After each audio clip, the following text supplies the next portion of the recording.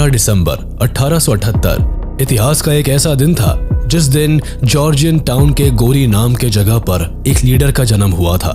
कुछ लोगों के लिए इसकी सोच और कार्यशैली उत्तम थी, तो वही दुनिया के कुछ हिस्सों में इसे दुनिया के सबसे क्रूर तानाशाह का नाम दिया।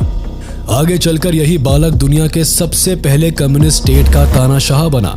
इसने सोवियत यूनियन में इंडस्ट्रियलाइजेशन लाई, तो वही दुनिया के सबसे बड़े फेमाइन को भी कुचला। इसने जेल से लेकर एग्जाइल तक झेले और वही दूसरी तरफ सीक्रेट पुलिस को बहाल करने से लेकर detention and force labour camps तक बनवाए। जी हाँ, हम बात कर रहे हैं अक्टूबर रेवोल्यूशन मार्क्सिज्म के सबसे मजबूत नेता बनकर उभरे द डिक्टेटर स्टालिन की। His popularity far outstripped that of any other world leader. In the Soviet Union, his image was everywhere. He had become a living icon. Stalin left his forces in no doubt as to who they should fear most, him or Hitler. A crucial chapter in the story of that struggle is the death of one of the fathers of the Cold War, Joseph Stalin.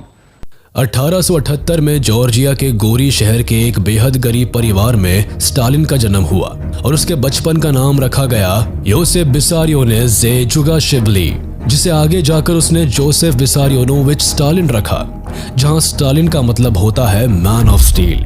Joseph के पिता विसारियोन जुगाशिवली एक cobbler थे। वैसे तो Joseph की माँ उसे बहुत प्यार करती थी, लेकिन उसके पिता शराबी थे।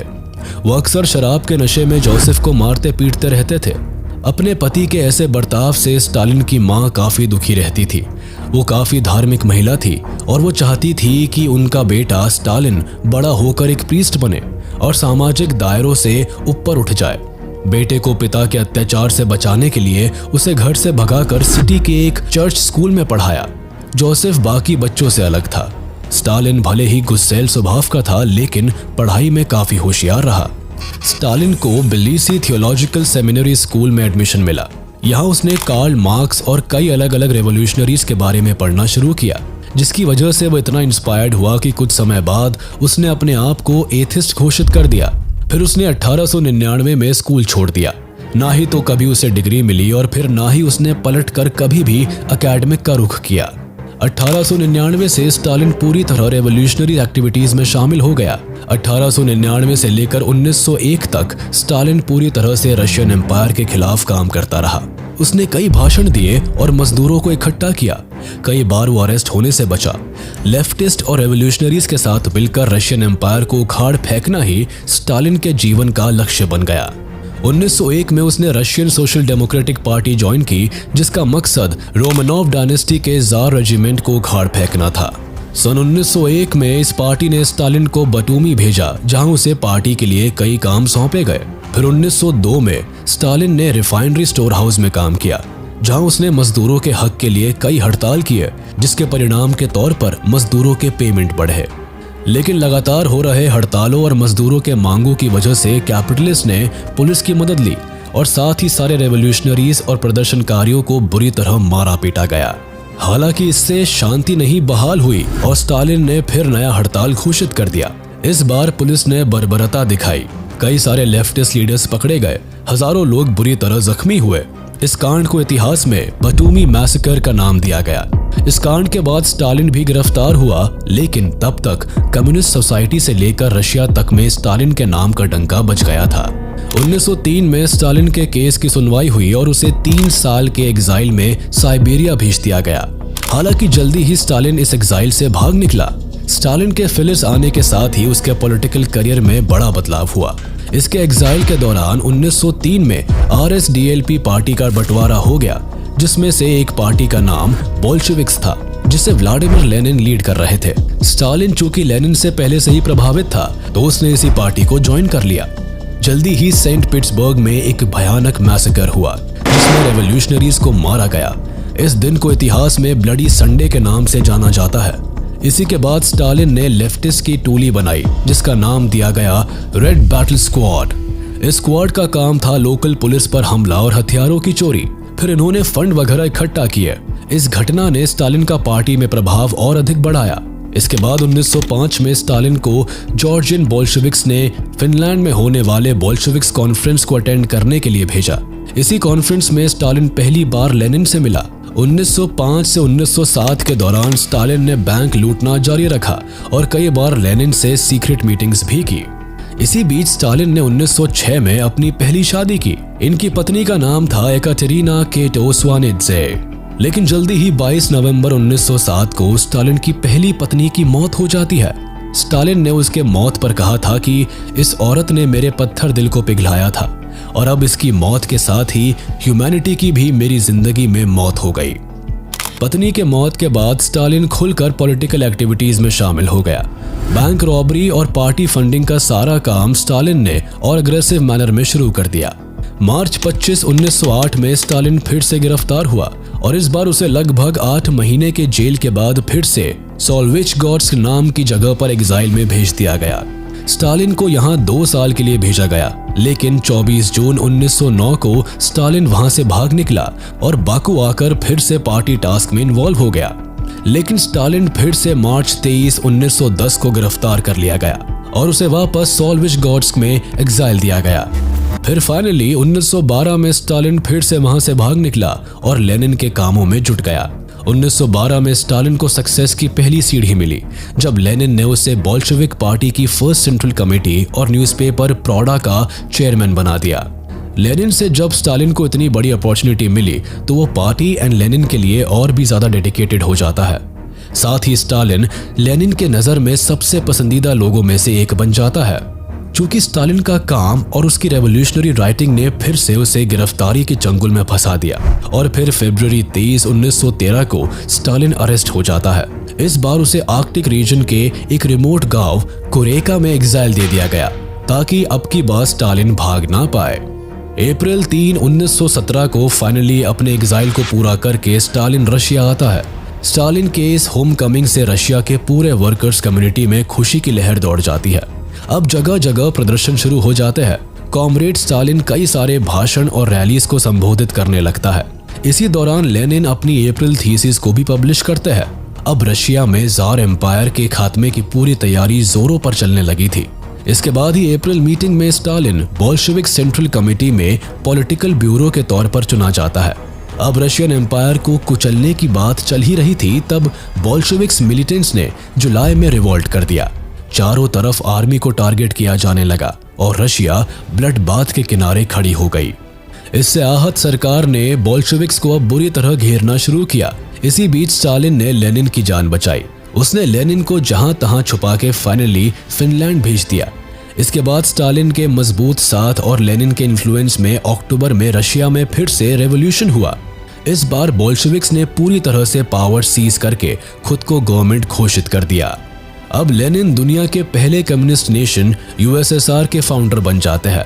यहाँ पर स्टालिन की भी ताकत बढ़ जाती है क्योंकि अब वह एक ऐसे पार्टी का खास सदस्य बन गया जो इस वक्त पूरे यूएसएसआर को चला रही थी।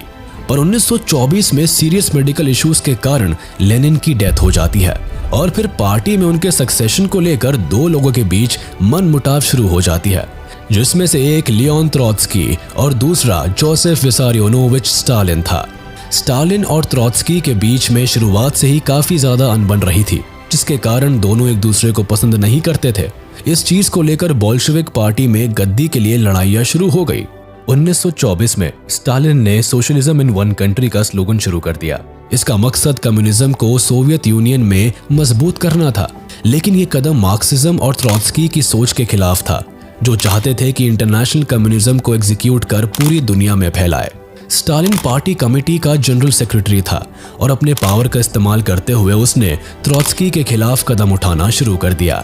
1929 में उसने त्रोत्स्की को पार्टी और देश से बाहर निकाल दिया और 1940 में खबर आई कि उसके पूरे परिवार की हत्या कर दी गई है। हिस्टोरियंस की बात मानी जाए तो स्टालिन ने एक ऐसे ऑर्गेनाइजेशन बनाया था जिसका नाम NKVD था। यह ऑर्गेनाइजेशन एक खुफिया पुलिस थी जिसका काम लोगों को मारना और सजाएं देने का था। 1930 आते आते स्टालिन डिक्टेटरशिप पावर में आ जाता है और अपनी पहली 3 5 इयर्स प्लान को 1 अक्टूबर 1928 को लागू कर देता है। अकॉर्डिंग टू दिस प्लान वो एक्सेसिव और एक्सेलरेटेड इंडस्ट्रियलाइजेशन पर काम करना चाहता था और इस प्रोजेक्ट से यूएसएसआर को काफी फायदा भी पहुंचा। इससे कोयले, तेल और भी ऐसी कई चीजों की प्रोडक्शन बढ़ गई थी, लेकिन स्टालिन को इस प्लान की शुरुआत से ढेर सारे फूड आइटम्स की आवश्यकता थी, जिसकी वजह से उसने किसानों पर अत्याचार करना शुरू कर दिया। जैसे फार्मर्स के छोटे जमीनों का ग्रुप बनाकर उसे अपने कंट्रोल में रखना शुरू कर दिया, और तो और 90% प्रोडक्शन का हिस्सा रूलिंग एलिट्स को देने लगा और 10% किसानों के पास बचने लगा।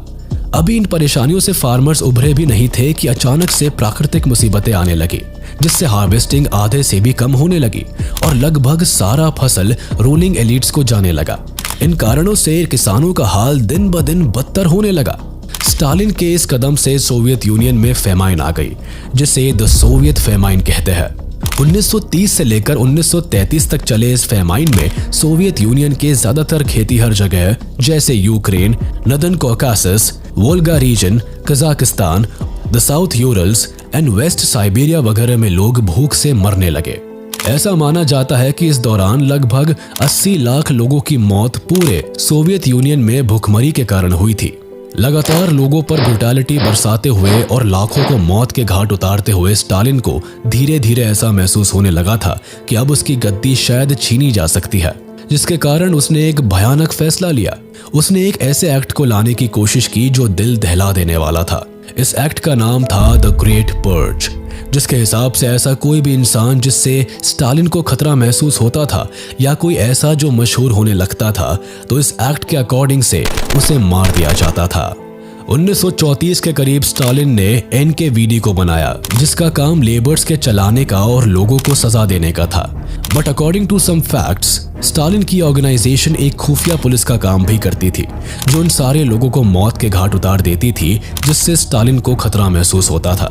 स्टालिन ने 103 में से 83 आर्मी जनरल को और 149 में से 91 सेंट्रल कमेटी मेंबर को मौत के घाट उतार दिया। इतना ही नहीं, उसने अपने पार्टी के 30 लाख में से 10 लाख एक्टिविस्ट को मरवा दिया। 1936 से लेकर 1938 तक स्टालिन ने 2 ऐसे कैंप्स का गठन किया, जिसमें उन सारे लोगों को मजदूर की तरह काम करवाया जाता था जो स्टालिन के सपोर्टर्स नहीं होते थे। जिसमें प्रिजन कैंप्स में कई लोगों को भूखे प्यासे जेल के अंदर डाल दिया जाता था, जिस वजह से काफी ज्यादा लोग मारे गए। पर इससे भी भयानक मंजर गुलाग कैंप्स में देखने को मिलता था।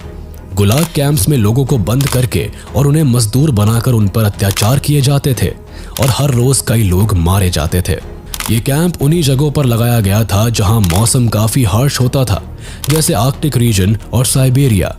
लोगों को यहाँ भूखे प्यासे काम करवाया जाता था। एन एप्पलबॉम ने अपनी किताब Gulag history of the Soviet camps में जिक्र किया है कि इस कैंप के अंदर लोगों को इतना भूखा रखा जाता था कि कई बार वो एक दूसरे को खाने की कोशिश करते थे। और 1929 से 1953 के बीच में इन कैंपों में लोगों के मरने का आंकड़ा 45 लाख तक पहुंच चुका था। 1939 में वर्ल्ड वॉर 2 शुरू हुआ और ये वक्त था जब वर्ल्ड वॉर 2 का डर लगभग सारे यूरोपियंस के दिल में बैठा था। ऐसे में स्टालिन ने पहले तो एंटी जर्मन अलायंस करने की कोशिश की, लेकिन बाद में उसने एडोल्फ हिटलर के साथ पैक्ट साइन कर लिया, जिसके तहत सोवियत यूनियन और जर्मनी दोनों एक दूसरे पर ना तो अटैक करेंगे और ना ही एक दूसरे के एनिमीज का साथ देंगे। 1940 में स्टालिन ने हिटलर से हाथ मिलाया, लेकिन उसी साल यूएसएसआर पर एडोल्फ हिटलर का आतंक छाने लगा। रशिया को अपने हाथ में लेने के लिए सोवियत यूनियन पर चढ़ाई कर देता है, लेकिन जर्मनी की ये गलती उन्हें भारी पड़ती है जब द सोवियत रेड आर्मी उन्हें बुरी तरह स्टालिनग्राड में हरा देती है। और इसके साथ ही स्टालिन का वर्चस्व एंटायर ईस्टर्न यूरोप में लगभग अगले 50 सालों तक के लिए बढ़ जाता है। इसके बाद Soviet union, the great Britain, China और यूनाइटेड स्टेट्स ऑफ अमेरिका मिलकर अपना अलायंस फॉर्म करते हैं और 1945 को नागासाकी अटैक के साथ वर्ल्ड वॉर 2 जीत जाते हैं। स्टालिन अपने आखिरी के कुछ सालों में मॉस्को के एक छोटे से कॉटेज में रहने लगा, जहां वह ज्यादा लोगों से मिलता नहीं था। लेकिन गौर करने वाली बात यह है कि उसने अपने 4 खास कॉमरेड्स को अक्सर फिल्म देखने और दावत पर बुलाया करता था। कई हिस्टोरियंस का ऐसा मानना था कि स्टालिन इन चारों को अपने यहाँ डिप्रेशन को दूर करने के लिए नहीं, बल्कि पूरे सोवियत यूनियन पर नजर रखने के लिए बुलाया करता था। स्टालिन के इन 4 खास कॉमरेड्स का नाम था Georgy Malenkov, Stalin's deputy premier, Lavrenty Beria, chief of secret police services, Nikita Khrushchev, Stalin successor and Nikolai बोल्गाविच, जो कि स्टालिन के डिफेंस मिनिस्टर थे। 1945 में पहली बार स्टालिन को दिल का दौरा पड़ा, जिसके बाद उसकी हालत लगातार बिगड़ती चली गई। जिस समय स्टालिन को हार्ट अटैक आया तो उसी समय उसे देख रहे डॉक्टर को फौरन जेल में बंद कर दिया गया। इसके बाद 1951 में जब एक डॉक्टर ने स्टालिन का रूटीन हेल्थ चेकअप किया तो उसने भी अपनी चिंता जाहिर की, लेकिन फिर उसे स्टालिन के ब्रिटेन का स्पाई होने का एलिगेशन लगाकर जेल में डाल दिया। स्टालिन की तबीयत लगातार बिगड़ती चली जा रही थी और करीबन 1 साल बाद उसने सेंट्रल कमेटी कांग्रेस मीटिंग बुलाई। इस मीटिंग में सबको लगा कि स्टालिन अपना सक्सेसर चुनने वाला है, लेकिन हुआ इसका उल्टा। उसने अपने इनर सर्कल के नेताओं को ये तक कह डाला कि स्टालिन के बिना उनकी कोई औकात नहीं है। इस बात से उस मीटिंग की सिचुएशन बहुत बिगड़ी। बहुत लोगों का मानना है कि इस मीटिंग के बाद ही स्टालिन को उन्हीं चारों कॉमरेड्स में से किसी एक ने जहर दे दिया। 28 फरवरी 1953 आखिरी रात, जब स्टालिन के साथ उसके चारों खास कॉमरेड्स ने आखिरी दावत की। इस दावत में स्टालिन ने इन 4 खास कॉमरेड्स से अपने एक दहशत भरी प्रोजेक्ट डॉक्टर्स प्लॉट के बारे में जानकारी ली। इस प्रोजेक्ट के अकॉर्डिंग स्टालिन कई जूइश डॉक्टर्स को जेल के अंदर और अपने कैंप्स में डलवा देता था। उसी दिन स्टालिन को दोबारा दिल का दौरा पड़ता है और उसकी हालत बेहद गंभीर हो जाती है।